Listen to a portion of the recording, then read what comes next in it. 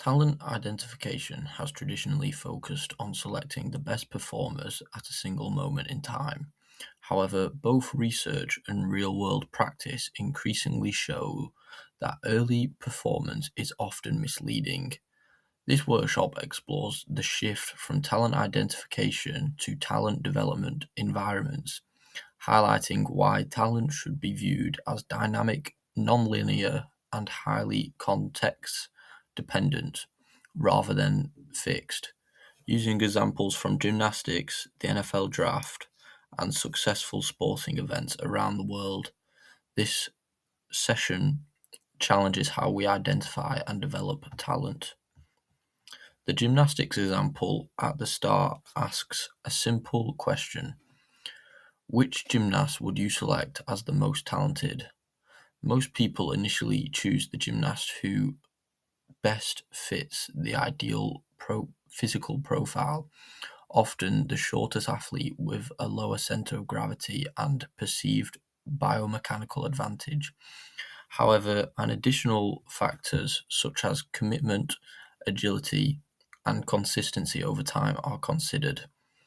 That initial judgment becomes far less clear. This highlights a fundamental flaw in traditional TID approaches.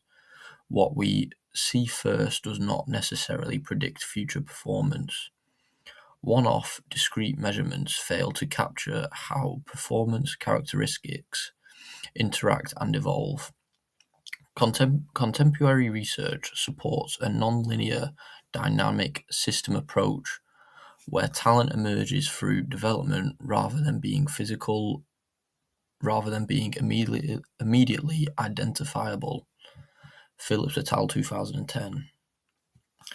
When athletes are monitored longitudinally, we often see that early developers plateau, where others progress rapidly during transitional phases, such as adolescence.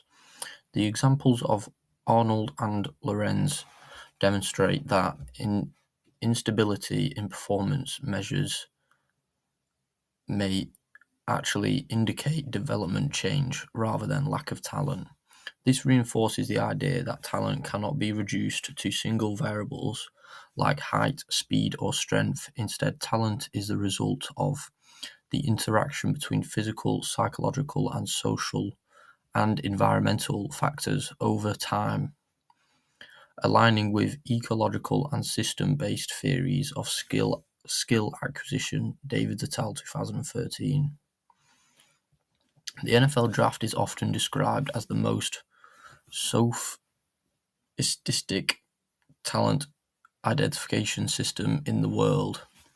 Each year, over 300 athletes are assessed through physical testing, interviews, media screening, and cognitive assessments, such as the Wonderlic test.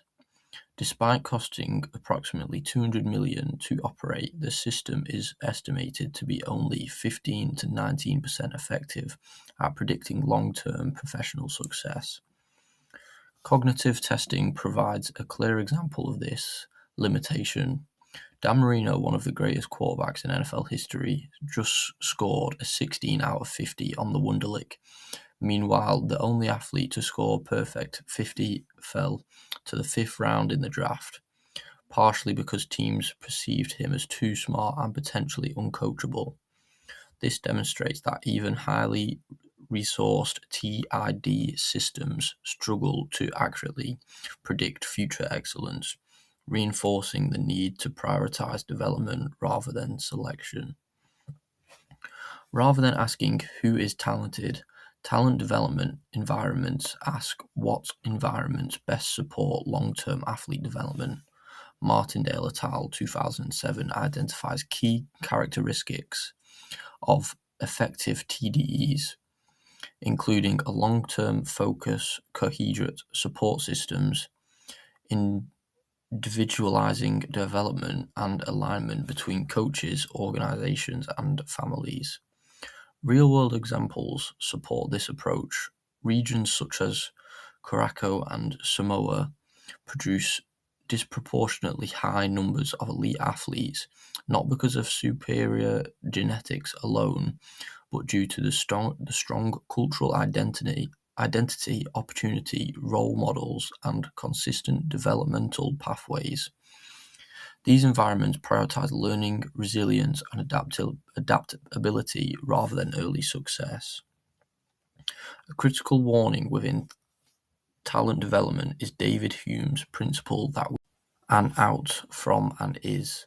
Just because systems like British Cycling or FC Barcelona are successful does not mean their methods can simply be copied elsewhere. Context matters. Effective talent development environments are shaped by culture, population size, resources, and values. There is no universe blueprint for success, only principles that can be adapted to local contexts. In conclusion, talent identification alone is unreliable, expensive, and often biased towards early developers.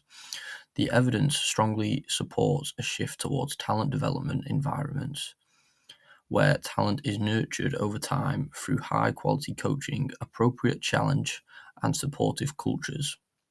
By focusing less on early selection and more on long-term development, supporting systems maxes both performance potential and athlete well-being.